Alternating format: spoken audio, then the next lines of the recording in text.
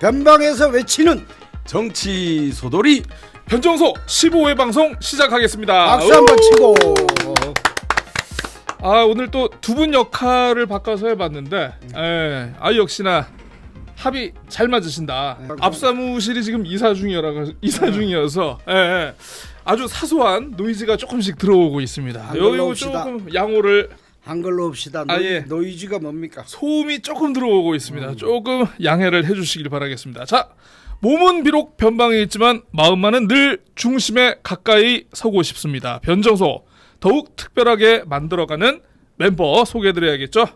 자, 국가와 민족을 위한 보수정치의 재건을 꿈꾼다. 쓴소리 전문가 어머니께 드리는 매화 한 송이의 저자 허용진 변호사님, 작가님 안녕하세요. 나오셨습니다. 반갑습니다. 안녕하십니까. 어저께 책 한 권 드렸더니 네. 바로 책은 조금 인쇄는 좀 받으셨습니까? 인쇄를 받는 책이 아닙니다. 그게 인쇄를 받는 책이 아니고 부주를 받는 책이었군요. 부주도 안 받았습니다. 예, 알겠습니다. 자, 내 편이면 최고, 적으로 만나면 최악, 다투면은 양보가 없고, 하지만 뒤끝도 없는 모난돌이 정겹다의 저자 문윤택 작가님 함께하고 계십니다. 안녕하십니까? 안녕하십니까. 어서 오십시오. 모난돌이 정겹다는 좀 인쇄 좀 많이 받으셨. 냈습니다. 인쇄를 많이 내셨군요. 예, 인쇄비를. 돈을 주면서 만든 책이군요. 네. 저는 아직 책을 만들어 보질 못했습니다. 변정소를 진행하고 편집하고 있는 저는 유사 언론인 시사 팟캐스터 고칼입니다. 반갑습니다. 자, 또 2주 만에 이렇게 두 분 모시게 됐는데 요즘에 이제 제주시하고 서귀포시의 날씨가 정말 굉장히 많이 차이가 나고 있습니다. 물론 이제 다른 지역에서 이 변정소 보시는 분들은 어떻게 보일지 모르겠습니다만, 이제 우리가 제주가 좀 약간 작은 섬이라고 생각들을 하시는데, 요게 한라산을 경계로 위쪽과 아래쪽의 날씨가 굉장히 많이 바뀌어가지고 그러니까 제주시 쪽은 요즘에 그냥 폭염, 정말 쨍쨍한 햇볕에 그냥 정말 뜨거워지고 있고, 서귀포시 같은 경우에 좀 약간 쨍쨍한 햇볕이 좀 덜한데 굉장히 또 습합니다. 습하다 보니까 저같이 습기에 약한 사람들은 아주 환장을 합니다. 두 분 어떻게 여름나기 좀 어떠십니까? 예. 남들과 같이 좀 아름답게 여름을 잘 나고 있습니다. 아름답게 잘 오늘 뭘 좀 발라 오셨네요. 오늘 좀 저기 외부 환경이 안 좋아도 마음만은 아름답게. 마음만은 아름답게. 네, 제가 괜한 걸 물어봤습니다. 교수님 어떠십니까? 네, 전기세 난방비, 전기료 난방비 이런 거 좀 올리지 말아야 됩니다. 그래서 좀 에어컨이라도 좀 켜고 살게. 너무 덥습니다. 네. 뭐 요즘 실외 활동도 많은데 우리는 더위를 좀 많이 타십니까? 네, 많이 탑니다. 우리는 부채 세대니까 몇만 원만 에어컨을 안 키는 그런 주의입니다. 알겠습니다. 이 가뜩이나 날씨도 뜨겁고 이 점점 더워지고 있는데, 요즘 국민들을 더 열받게 하고 이 뜨겁게 하는 정치 이슈들이 굉장히 많습니다. 그래서 오늘, 이열치열하는 거 아닙니까? 네, 그래서 오늘 그 이슈들을 오늘 한번 좀 얘기를 해보려고 합니다. 먼저 이제 그 과열 양상을 보이고 있는 국민의힘 전당대회에 대해서 한번 좀 얘기를 해보려고 합니다. 첫 번째 주제로. 이게 국민의힘 3대 지도부를 뽑는 그런 전당대회, 4차 전당대회라고 하더라고요. 이번 달 23일 지금 예정이 돼 있는데, 나경원, 원희룡, 윤상현, 한동훈 이렇게 4명의 주자가 지금 언론에서 표현하는 걸 보니까 1강 2중 1약 이렇게 표현을 하고 있던데, 지금 경쟁을 펼치고 있습니다. 나경원 후보의 선거 포스터를 봤더니만 반드시 이기겠습니다. 저는 동작에서 이재명을 꺾었습니다. 패스트트랙 투쟁으로 의회 독재에 맞섰습니다. 당원 국민과 함께 조국을 끌어내렸습니다. 요런 문구를 달고 있고요. 원희룡 후보 같은 경우에는 탄핵 저지 이재명 유죄. 원희룡이 하겠습니다. 둘 다 이재명이 들어가 있네요. 윤상현 후보의 포스터는 제가 너무 좀 길어가지고 조금 키워드를 뽑아내기 어려워가지고 관심 있는 분들은 인터넷에서 한번 찾아보시고요. 한동훈, 우리가 바라는 변화의 시작. 요런 문구를 달고 있습니다. 자, 먼저 두 분, 요 포스터 문구 제가 이제 딱 소개를 해드리지 않았습니까? 나경원 반드시 이기겠습니다. 그리고 원희룡 탄핵 저지 이재명 유죄, 원희룡이 하겠습니다. 한동훈, 우리가 바라는 변화 그 시작. 자, 어떻게 좀 카피들 또 우리 교수님이 전문가시잖아요, 또. 아주 카피는 전문이 아니에요. 예, 아무튼 그 카피 전문가를 친구로 두고 계시지 않습니까? 네, 네, 네. 요 카피들 혹시 뭐 조금 뭐 감동적이거나 좀 인상 깊거나 예. 아 요거 좀 되겠다 혹시 그런 것들 혹시 좀 보입니까? 그저 웃지요, 지요. 제가 예, 먼저 하셔도 됩니다. 예, 먼저 말씀드릴까요? 하셔도 됩니다. 예. 아이고 먼저 말씀하십시오. 이런 말이 생각납니다. 옛날에 제가 어렸을 적 같은데요. 우리 대통령 출마한 후보 중에 배고파 못 살겠다. 뒤집어 엎자 뭐 갈아보자. 아 갈아보자. 예. 이런 예. 문구가 생각이 나는데 무슨 말을 드리고 싶은 거냐면 예. 이 지금 전당대회에 나오는 우리 저기 네 명의 후보. 네 명의 예. 후보의 공통점이 예. 갈아보자. 우리 국민의 삶과 예. 직접 구체적으로 영향력이 없는 오로지 정치 구호로만 돼 있다. 역시 우리 변호사님 국민을 생각하시는 분입니다. 국민들이 삶이 어려운 게 화두 아닙니까? 예. 이거 이재명 탓도 아니고 윤석열 탓도 아니고 그렇죠. 예. 국회의원 탓도 아니고 아니 뭐 그들의 일부의 탓일 수는 있지. 아니 이렇게 제껴놓고 생각하면 예. 국민들이 어려움을 극복하는데 앞장서겠습니다. 아하. 민생 경제를 제가 책임지고 일으키겠습니다. 일으키겠습니다. 이런 구호가 와야 와닿는 거지. 이재명 저 민주당 대표 저도 바람직하지 않다라고 생각하는 사람이지만은 국민들이 다 알아요. 바람직하지 않다. 국민들이 다 아는데 그걸 갖고 계속 강조하면 웃으면 안 돼. 그게 웃어도 됩니다. 그게 왜 필요하냐 이 말이지. 왜 필요하냐? 왜 필요하냐? 국민들이 다 이재명은 부적절하다 이렇게 생각하는데 왜 이재명 가서 싸워서 이기겠다고 하냐 이 말이지. 경제와 싸워서 이겨서 세계 경제와 싸워서 이겨서 우리 국민들이 생활을 좀 더 윤택하게 아이고 문윤택 교수님 제가 그 윤택 그래서 이때는 부득이 영어로 씁니다. 업그레이드 시킬 것인가 이런 내용을 담은 구호를 사용해야 중도층 그다음에 국민적 청년, 관심 이런 사람들의 호응을 이끌어낼 수 있고 그게 당 운영하는 기조와도 맞다.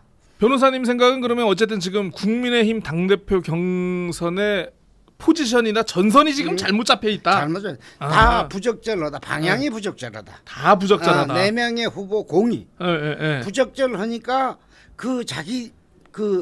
자기란 표현이 이상하다마는 그분들끼리 서로 마타도라든지 네거티브 공방에서 뭐 배신자니 아니 너가 배신자니 내가 배신자니 하는 이런 도토리 키재기 싸움이 돼버리는 똑같은 한 바구니에 들어서 서로 치고받고 밖으로 나오려고 싸우는 그런 형국이다. 그래서 4명 다 자질이 그렇게 썩 좋아 보이지 않는다. 좋아 보이지는 않는다. 이렇게 총론적으로 알겠습니다. 우리 저 언론학 박사이신 우리 저 교수님, 아까 그 카피 어땠습니까? 반드시 이기겠습니다. 카피에 단어 하나씩만 넣으면 될 것 같습니다. 단어 하나씩만. 나경원 같은 경우는 국민을 반드시 이기겠습니다. 국민. 이거 영린인데요. 그런 거. 그리고 아까 원희룡 탄핵 저지 이재명 유죄 원희룡이 하겠습니다. 그거는 뭐 윤석열에 대한 용비어 첨가일 뿐이고. 그다음에 한동훈이 우리가 바라는 변화 그 시작. 그게 이제 뭐 국민을 바꾸고 싶다. 국민을 변화시키겠다. 뭐 자기네가 변화하고 뭐 국민의힘 정당이 어떻게 변화한다기보다 한 단어씩만 들어가면 될 거라고 봅니다. 그 이유는 이미 시작부터 아까 그 변호사님께서 아주 적절하게 지적을 하셔주셨는데 이게 박근혜 때 전당대회 때도 그때도 그거였잖아요. 신뢰냐 배신이냐 가지고 뭐 찐방 뭐 어쩌고 저쩌고 하고 그 유승민은 그때 당시에 그 박근혜가 반대했던 법하나 야당 그 원내대표 때 그렇죠. 그거 합의했다가 지금까지도 배신의 정치의 배신자 아이콘으로 딱지를 못 대고 있는 가장 중도 확장력이 높은 보수를 저는 유승민 전 의원이라고 생각하는데 그러니까 이런 사람은 아직도 배신의 딱지를 떼지 못하고 있고 그럼 이제 국민의힘 안에서 그러니까 정당의 역할이 무엇인가를 이 당대표를 전당대회를 통해서 당대표를 나오고자 하는 분들이 정당이 무엇인지에 대해서 한 번쯤 고민해 봤는지조차도 그 고민의 흔적조차도 보이지 않는 게다가 언론을 통해서 막 무엇인가가 지금 과열양상이고 그렇죠. 관심과 내용은 많이 봤는데 그게 아까 처음에 말씀하셨던 것처럼 노이즈로만 들리는 뭔가 하나 약간의 기대라도 좀 할 수 있는 한 틈도 보이지 않는 그다음에 총선이 끝나고 얼마 되지도 않았는데 최소한 한 명 정도는 이번 총선을 통해서 우리 국민의힘이 국민들로부터 이런 질타를 받았으니 우리가 어떻게 좀 그렇죠. 해볼까 하는 그런 모습을 보여야 된다. 한동훈 같은 경우 변화를 얘기하고 지금 그 최상병 특검법에서 뭐 검사 추천 방식만 바꾸고 이랬다가 이제 또 배신의 아이콘처럼 되는데 뭐 몇몇 평론가들도 그런 얘기를 좀 한 것 같은데 한동훈 같은 경우는 대선을 바라보기 때문에 뭐 고러더라도 이길 수 있다는 자신감과 더불어서 긴 안목으로 대선을 보는 것 같고 나머지는 당대표에 그냥 전부를 내건 것 같고 왜냐하면 특히 원희룡 전 장관이나 한동훈 전 위원장 같은 경우는 이번 전당대회에서 당대표가 떨어져 버리면 소속이 없어요. 소속이. 그렇죠. 당분간은 뭘로 활동하기가 어렵죠. 정치 활동을 할 근거가 없어지는 사람들이고 나경원은 그나마 현역이니까 국회에서 또 계속 떠들 기회라도 좀 있는데 잠깐 끼어들어도 될까요? 보충 설명. 네. 원 전 장관 같은 경우에는 당선이 안 될 가능성이 굉장히 높아 보인다라고 지표상으로는 그렇게 개인적인 의견을 건데 그러면서도 열심히 대통령을 옹호하고 있잖아요. 그러니까 그렇죠. 저기 한동훈 전 비대위원장을 배신자 프레임 속에 가둬서 그렇죠. 이거는 그렇죠. 윤석열 대통령을 옹호하는 거잖아요. 잘 보이면. 맞습니다. 그러니까 여기서 떨어지면 갈 데 없으니까.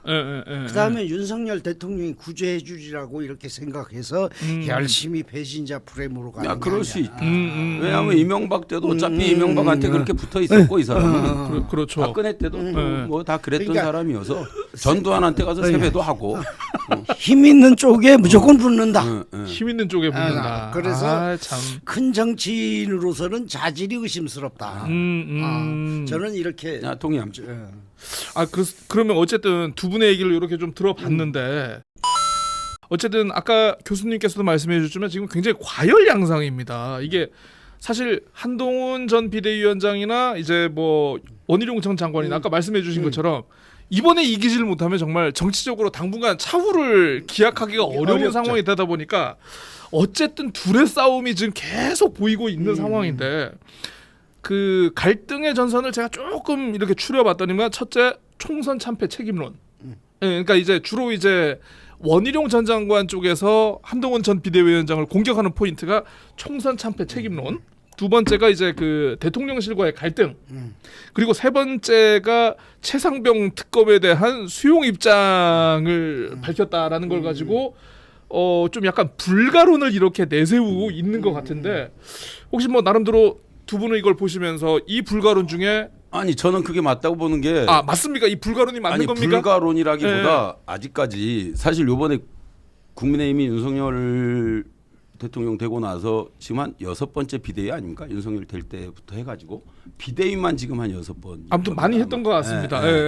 지금 황우여 비대위원장 체제니까. 어찌됐든 나는 총선을 책임졌던 당대표가 총선 패배해서 그만두는 경우는 봤지만 총괄 선대 본부장을 위원장을 해가지고 요번에 인터뷰 보니까 한동훈이 뭐 끽해봐야 지들은 같이 안 했냐. 공동 선대 본부장 나경원 원희룡 했고 윤상현 인천 본부장 했고 라는 인터뷰를 얼핏 봤는데 그러니까 나만 책임 있는 게 아니다가 한동훈 논리였던 것 같고 또 이쪽에서는 우리도 최선을 다했으나 너가 총대장 아니냐 책임을 져야 돼. 근데 그게 아직까지 경험치상으로는 보통은 당 대표가 총선 때 이렇게까지 대패를 하면 당 대표 자리를 책임을 지고 그만두는 게 아직까지 제가 봐왔던 모든 당의 사례인데 어떻게 자기가 책임지고 총선을 끌어가고 변화를 얘기하면서 당 대표를 출마할까라고 하는 부분에서는 저는 그 부분은 인정을 하는. 한동훈은 그런 부분에서 정말 색다른 설득할 수 있는 논리를 꺼내야 된다. 그 이때까지 우리나라 정치에서 없었던 모델이다. 없었던 모델이다.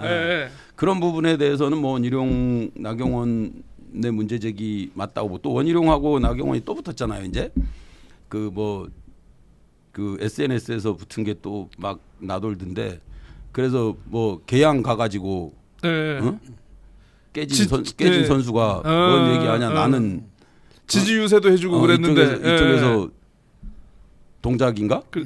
거기서 뭐 8%인가 8.7% 이겼다. 나경원. 거기서 8. 몇 프로 진 사람이 무슨 뭐 이재명 어쩌고 운운하냐. 그러면서 또 자기네 둘이 또 분열을 해요. 그래서 나는 국민의힘은 굉장히 오래갈 정당이다. 그 최재천 교수가 얘기를 했어요. 계속 자기 분열하는 종은 결정되지 않고 계속 생존한다. 언제 그 생물학적 연구까지 하고 오셨네요. 다양성의 세계군요. 원래 진화는 다양성 속에서 진화하는 아유, 나는 생물학 전공인 줄 몰랐어요. 아닙니다. 최재천 교수. 엄청 공부를 많이 하셨네요. 최재천 교수 존경합니다. 그래서 국힘 참 오래 가겠다. 멸종되지는 않을 것이다. 제목은 바뀔지라도. 아주 의미 있는 말씀을 하셨는데 저는 이렇게 생각을 합니다. 그 배신자 프레임 그거 하나 놓고 배신자. 원희룡 전 장관이 한동훈 전 비대위원장한테 배신자다. 이렇게. 배신자요? 원희룡 장관이 배신자의 의미를 잘 모르는 것 같아요. 학력고사 수석하면 배신자 정도는 알 텐데. 무슨 말이냐면 스스로를 돌아보면 돼요. 스스로를 돌아보면 된다. 첫째 제주도민 배신했거든요. 요거 인정. 아니 그 전에 도지사 임기 마치겠다고 하고 선거운동 했잖아요. 그렇죠. 내팽개치고 갔어요. 이런 정치인이 진짜 배신자입니다. 그 지역적으로 보면 그렇고 전국적으로 보면 박근혜 탄핵할 당시에 탄핵에 찬성하고 탄핵 후에 당을 뛰쳐나오고 하면 이거 배신자입니까? 아닙니까? 지금 어쨌든 당을 그 당시 당이 어려웠을 때 자기 살라고 당을 뛰쳐나왔어요. 그러니까 제가 조금 보완 설명을 좀 드리자면은 지금 그 한동훈 후보가 최상병 특검을 수용할 수 있다라는 입장을 밝히는 거에 대해서 원희룡 후보 쪽에서는 탄핵의 문을 여는 것이다라고 이렇게 반발을 하고 있는 것인데 예전 박근혜 전 대통령 탄핵 당시에 이미 앞장섰잖아요. 앞장섰는데 자, 당신이란 표현이면 원 전 장관이 몸소 보여줬어요. 정치란 이렇게 살아남는 것이다. 이렇게 해서 보신주의로 가야 되는 것이다. 대통령이고 뭐고 잘못하면 우리 당 소속이라도 물러나라고 외쳐야 되는 것이다. 사직하라고 그랬잖아요. 그 당시에 공개 인터뷰에서. 그렇죠. 하야도 하라고 했죠. 이렇게 한 게 배신이지. 그럼 배신의 의미를 모르지 않고서는 한동훈 전 비대위원장한테 배신이라고 할 수 없다. 그럼 한동훈 전 위원장 측면에서 바라보자고요. 최상병 특검법에 관한 해법을 제시했어요. 그게 옳든 그러든 간에 대한 변협이 특검을 추천할 수 있도록 우리 상설 특검법의 취지에 맞게끔 변협인가? 대검 저기 변협이나 법원장이나 법원장 제3기관에서 공정하게 특검을 추천해서 하자. 그렇잖아요. 그게 민주당 이해관계 있는 민주당 측에서 특검 추천하는 게 위헌이 소지가 있다라고 국민의힘에서 주장하는 거잖아요. 예, 예. 요걸 해소해주면 결국 받겠다는 논리도 되는 거거든요. 그러면 요걸 해소하는 안을 제시를 했어요. 그렇죠. 예. 이게 어떻게 배신자냐는 거지. 그렇죠. 그래서 배신자의 프레임을 씌우려면 자기가 먼저 깨끗하고 상대방을 탓해라.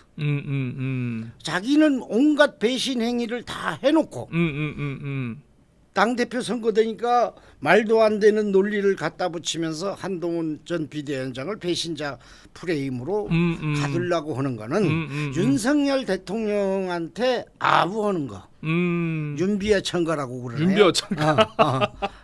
교난 교과서적인 아부다. 예. 이거 국민들이 다 알아요. 아하. 이건 매우 부적절하다. 매우 부적절하다. 이런 분들이 정치 일선에 나서기 때문에 국민의힘이 어려운 거다. 저는 이렇게 말씀을 단호하게 드리고 싶습니다. 그리고 선거 책임론에 관해서 뭐 너는 총괄 선대위원장, 너 뭐 그냥 상임 선대위원장, 공동 선대위원장 이런 걸 떠나서 우리 총선 패배의 원인 중에 하나를 놓고 보잖아요.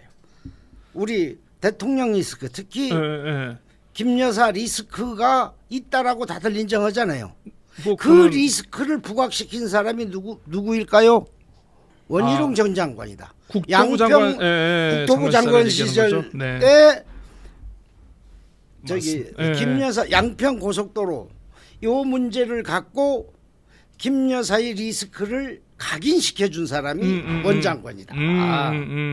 이걸 해소를 못했다. 아하. 이게 참패의 원인 중 하나인데 예. 왜 한동훈 비대위원장한테 그걸 총선 패배의 점을 온전히 떠넘기느냐. 이건 말이 안 된다.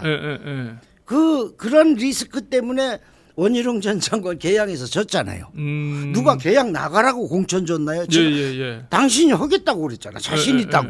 그러면 전국 판세를 떠나서 뭐 정책도 없고 뭐 대안도 없고 뭐 비전도 제시 못했다라고 하면서 한동훈 전 비대위원장을 공격하잖아요. 그러면 개항에서 자기는 뭐 했는데? 정책적 대안, 비전 이런 걸 이천수하고 열심히 돌아다녔죠. 했으면 이재명 대표 이겼겠지요. 그렇게 능력이 있다면.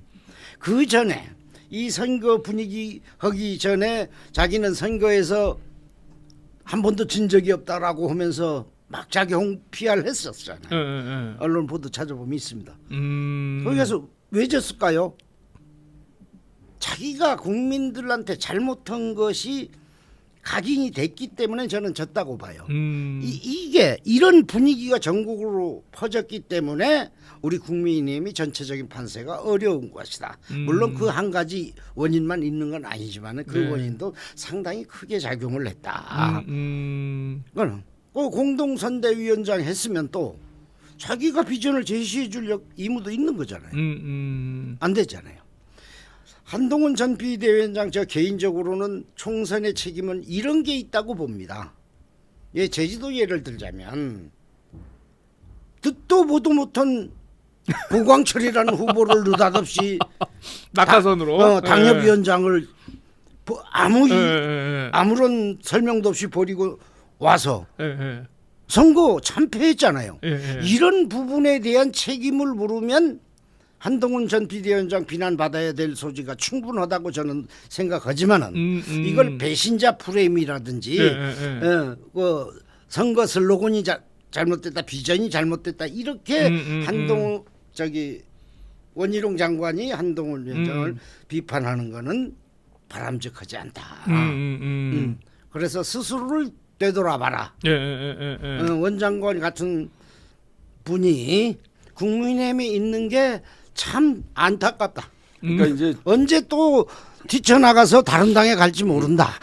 그 변호사님 배신 프레임을 얘기하니까 저는 그 네 분이 서로 배신이라고 얘기하는 거는 어찌됐든 보스에 대한 배신이잖아요. 네.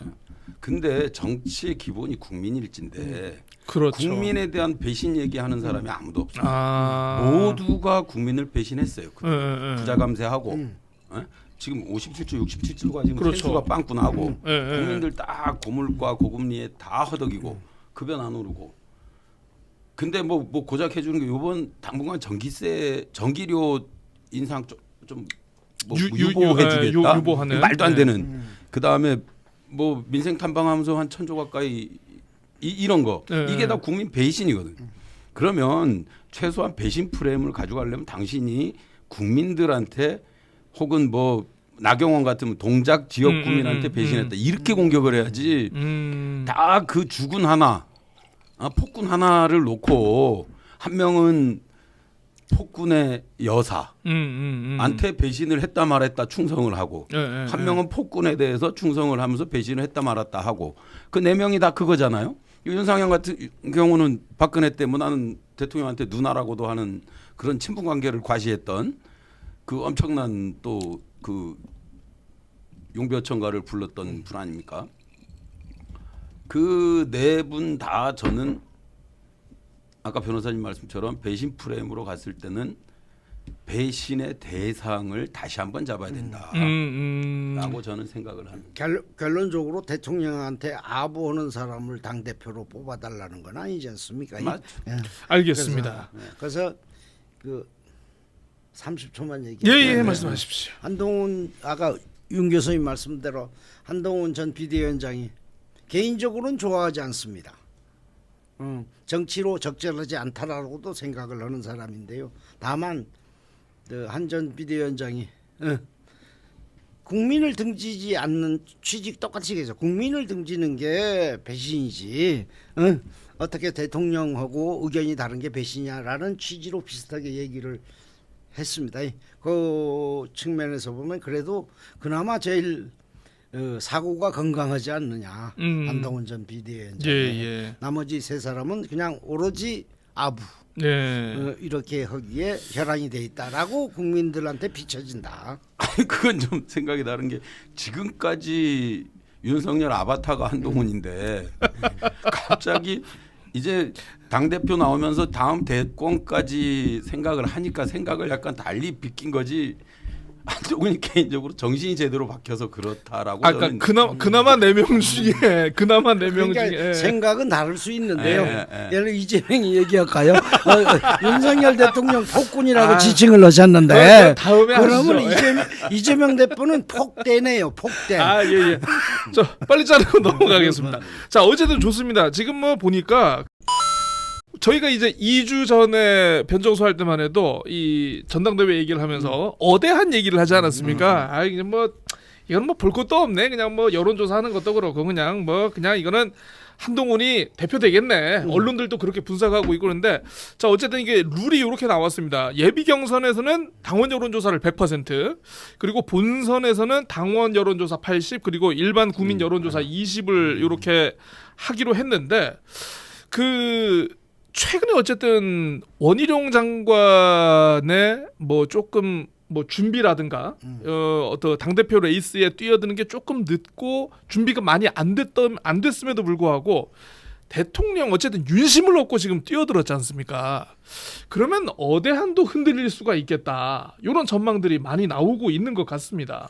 저는 어대한에 흔들리지 않는다고 저는 생각하는데 노선이 바뀌셨나요? 아니 좋아 이렇게 네 사람하고 이 경쟁력을 비교하는 거고. 네네네 알겠습니다.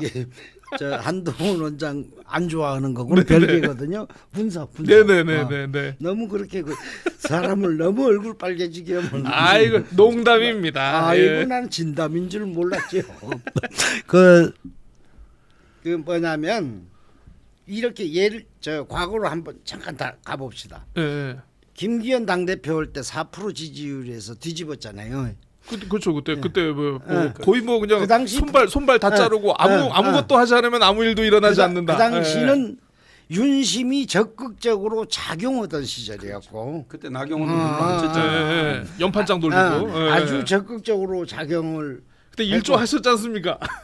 아니야 1조 안 해서 2조 했죠. 그래서 하여튼 1조는 아니고 2조 정도 했죠. 그래서 2조로 넘어가겠습니다. 1조 너무 섭섭했죠. 그 분위기를 잘 아는데요 그 당시. 그래서 판을 뒤집을 수 있었는데 지금은 윤심이 그렇게 강력하게 들여다놓고 작용을 못한다 분위기가. 그런데 그래서 원 후보가 윤심파리 뭐 이런 것을 하는 정도에 불과하기 때문에 요거 갖고 판세를 뒤집기는 역부족이다. 대통령의 그립이 좀 많이 떨어졌나요? 거렵이 떨어진 게 아니라 의지가 이번에는 의지는 확고하신 것 같던데 용산의 의지는 확고한 것 같은데. 저는 그 두 부분을 다 보는 게 표현하는 의지. 첫 번째 지지율이 아직도 20%대를 벗어나지 못하고 있는 거는 대통령이 그 당 지지율을 못 따라가잖아요. 그다음 두 번째 이 국회의원들이 지역구에서 지역 당원들을 관리를 할 텐데 다음 공천권이 없어요. 임기가 끝나요. 맞습니다. 그래서 국회의원들이 굳이 윤심을 바라볼 필요가 없어요. 지역구 국회의원들. 아 그렇네요 이게. 오히려 당 대표를 바라보고 그다음에 지방선거 나갈 사람들이 맞습니다. 뭐 이렇게는 볼 수 있지만 윤심을 그렇게 뭐 커다란 영향력으로 바라볼 필요는 없다. 당협위원장들 중에 또 지난 저 때보다 원외분들이 또 많으시지 그렇죠. 않습니까? 그리고 그거 아주 저기서 동의를 하고요. 그다음 또 한 가지가 뭐냐면 지금 대통령 지지율이 떨어지고 있잖아요. 그다음에 한동훈 지지율은 그대로거든요. 한동훈 당원들 중심으로 한동훈 지지율이 윤 대통령 지지율보다 높다. 윤심이 작용이 100% 됐다 하더라도 벅찬데. 그립감이 예전과 같지 못한 상황에서 어대한 기조를 뒤흔든다. 이거는 예상하기 좀 어렵지 않나 이렇게 생각을 합니다. 그래서 어차피 한이다. 어차피 한이다. 우리 한국이잖아요. 한이. 그리고 쭉 이어온 사실 어느 정당이든 간에 오래 이렇게 보수면 보수, 진보면 진보 이렇게 오래 이끌어간 분들의 영향력이 그 당 안에서 세요. 일반 당원 중에서. 그러니까 저기 국힘은 뭐라고 그러죠? 저기 민주당은 권리당원이라고 그러는데 책임당원. 이런 분들 몇십 년 해온 분들이 있거든. 그러니까 예를 들면 예전에 원희룡하고 나경원하고 그 서울시장 경선할 때 그때 정말 비참하게 깨지잖아요. 나경원한테. 그때만 해도 전국 수석에 뭐 원희룡 그 전 장관 같은 경우 그 양천 의원 출신이고 그거 그만두면서까지 그렇죠. 이렇게 나섰는데 그때 그 자존심이 아마 엄청 상했을 텐데 나경원 의원 같은 경우는 뭐 그냥 동네 의원이라고 판단을 했을 것이고 그 경선에 깨졌을 때 이게 당원이 서울시 당원들의 뜻이 나온 거예요. 사실은 서울시장 선거 때. 그러니까 그때부터 지금까지 계속 그분들은 유지해 올 거라고. 그러니까 결국은 윤심을 바탕으로 한 당원들이 과연 보수 당원 속에서 얼마나 있을까라고 하는 지점인데 지금 그 아까 책임 당원들을 따로 여론조사를 해봐서 그 여론조사 속에서 윤 대통령의 그 국정이나 이런 것들에 대한 조사를 한번 해보면 아마 윤심이 이번 선거에 얼마나 영향을 미칠지 알 수 있겠다. 근데 아직 그런 자료를 최근에는 보도를 안 하더라고요. 제일 걱정스러운 게 뭐냐면 이 당대표 선거가 끝나서 이게 윤심파리를 하는 걸로 보여지거든요. 어떤 후보가. 이게 원장관. 그러면 거기에서 현격한 차이로 졌을 때 대통령의 힘이 급격하게 빠질 우려가 있다. 이런 부분이 굉장히 걱정스러워요. 본인의 정치적 운명도 위험하지만 그보다 더 대통령의 힘이 크게 떨어진다. 요 좀 설득력이 있는 것 같습니다. 영향력이 없다고. 그러면 국가적으로는 그게 손실이거든요. 그래서 그렇죠. 당 대표 선거하면서 윤심 대통령 파리를 하는 거는 아주 부적절하다. 그럼 뭐 어차피 뭐 대통령실에서 밀고 있는 게 이게 너무 보이니까. 그걸 해도 진짜 대통령을 위하고 당을 위한다면 그렇게 하면 손해 날 수 있습니다라고 본인이 거절을 해야죠. 그런 건 책이 안 나요. 그래서 학력고사 수석의 한계다. 아니 실제로 대통령실에서 정치는 학력고사로 오는 게 아니다. 이 말이죠. 원 전 장관 혼자 윤비어천가를 부르고 있는 것인지 실제 대통령실에 윤심이 원한테 가 있는 건지는 아직 검증되지 않았잖아요. 그거 검증할 수 있는 방법은 없어요. 그렇죠. 그러니까 만약에 떨어지면 윤은 나는 원을 지지해 본 적이 없다. 저는 손절하면 되고. 저는 이렇게 검증을 하거든요. 그 전 당대표 선거할 때 자기가 윤심이라고 하면 너는 아니다라는 신호가 어디선지 나왔잖아요. 그렇죠. 요번은 안 나오잖아요. 그렇죠. 그럼 실린 거 아니냐. 지난번 해봤더니 네. 아까 변호사님 말씀이 그렇게 되더라. 그러니까 이번은 하지 말자 이럴 수 있고 그다음에 원전 장관이 누구보다 잘 아는 게 이 누구 파리를 해서 원전 장관이 지사 때 여기 국회의원 선거 할 때 다 원전 그 원지사하고 사진 찍은 포스터들을 다 붙였어요. 다 떨어졌어요. 아주 심각하게 떨어졌어요. 그때 당시는 원심파리 한 사람들. 그리고 나중에 원지사는 나는 지지한 적 없다. 도민들은 다 알아요, 근데 본인이 말이 그렇지. 지금 그 다음 결과는 누구보다 잘 아시는 분인데 그분이 그러니까. 왜 윤심파리를 할까? 네. 자기가 배운 게 그거밖에 없으니까. 어쨌든 뭐 이번 지도부가 선출이 되면 그게 2년 후에 또 지방선거도 치러야 되고 뭐 아울러 이제 뭐 거의 뭐 대선의 뭐 일정 부분도 그렇죠. 준비를 해야 되는 뭐 그런 지도부이기 때문에 과연 국민의힘이 총선 참패를 딛고 보수 정치의 불씨를 되살릴지 아니면은 더욱더 깊은 늪으로 빠져들지는 저희가 2주 후에 다시 한번 얘기를 해야 될 것 같습니다. 23일 날 이게 어쨌든 아울러 이제 또 저희가 또 궁금한 게 원희룡 전 지사님의 운명이 어떻게 될까? 요거 하나 여쭤보겠습니다. 그래도 원희룡 후보가 제주도 출신이라고 엊그제 이제 제주도 의원들이 네. 국민의힘 제주도 의원들이 원희룡 후보 지지 선언을 했습니다. 그 팬클럽들하고 같이 아주 한 1만여 명 정도가 사진 찍은 것 같은데 많이 여기 그 도민 카페에서 예. 요 뭐 변호사님이 볼 때는 한 10만? 되게 과작을 좋아하죠. 아니 반어법, 반어법으로. 아니, 물론 뭐 선거가 있으면은 뭐 항상 뭐 지지 선언이야 뭐 이런 것들 있긴 있는 법인데 제주 출신이라고 이게 지지를 해줘야 되는 게 맞는 건지 예. 어떻게 보시는지 저는 매우 안타깝게 생각을 합니다. 안타깝게 생각을 한다. 예. 그 저기 잠깐 유튜브로 통해서 그거 봤는데 왜 원희룡이가 당 대표감이냐 이거에 대한 원주 소장파라서 그렇답니다. 원주 소장파이기 때문에 그런 부분이 설득력이 좀 없어 보인다. 그리고 제주도를 어쨌든 등지고 간 사람이잖아요. 도지사하다가 중간에 갔으면 등지고 간 거죠. 그렇죠. 등지고 간 사람을 도민이라는 이유로 지지한다. 요거 그거 뭐 우리 장관할 때도 제2공화 문제 결론을 안 내려줬고, 그다음 뭐 맞습니다. 당에 제주도 당에 대해서 관심 한번 안 두어본 사람인데, 그런 사람들이 우리 국민의힘 제주도 소속 도의원들이라는 이유만으로 지지 선언을 묻지마 한다는, 지지. 이거 과연 우리 당원들이나 도민들이 어떻게 생각할 것인가? 예. 좋게만 바라볼 것인가 하는 것은 상당히 의문이고, 두 번째로 원희룡 전 장관한테 도움이 될 것인가도 의문이다. 이렇게 말씀드리겠습니다. 별로 그렇게 전국적으로 파급력은 없었다. 예. 10,000명 정도가 지금. 네, 이렇게 해서 20명 모였나요? 의원 5명?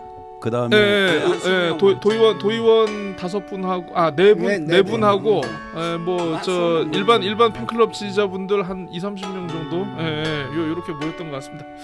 요건 어쨌든 저희가 다음 방송에서 다시 한번 또 다뤄보도록 하겠습니다. 뭘 또 다음 방송에 다룰 게 뭐 있습니까? 아니 왜냐면 이제 그때는 이제 저희가 2-3일 전이니까. 뭐 도의원들 알아서 뭐 지지를 하시든 마시든. 자, 그 속에서 이제 두 번째 주제로.